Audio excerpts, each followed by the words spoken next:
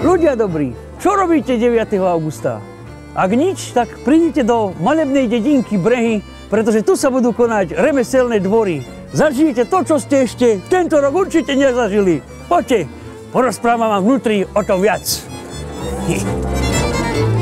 Vážení priatelia, čakajú na vás krásne ukážky remesiel, ako napríklad hrnčiarstva, kováčstva, tkáčstva a krásne remeslo liatia cínu do dreva.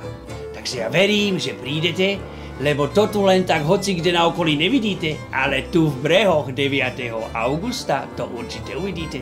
No a nezabudli sme ani na tých najmenších, pretože máme pripravených kopec atrakcií pre deti a krásny vláčik, ktorý teraz ani okolo Bany nechodí, ale tu v Brehoch bude chodiť krásne do kolečka a budete sa môcť povoziť aj vy starší, ale až po 10. No a budete si môcť zakúpiť takéto krásne čbániky, ktoré boli vyrobené tu v Brehoch a budete si môcť celý deň do nich čapovať výborné pivko a popíjať. A samozrejme môžete sa zabaviť potom pri krásnom kultúrnom programe, ktorý je takisto nabitý, ale o tom až o 2 sekundy. Raz, dva.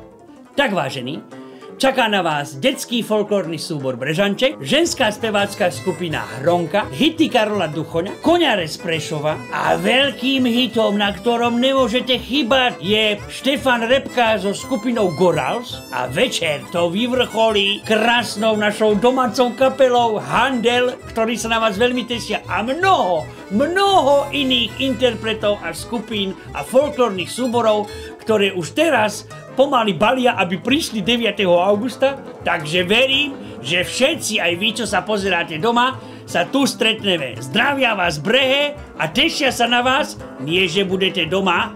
Všetkých vás chcem do nohy vidieť tu. Ahoj, tešíme sa na vás.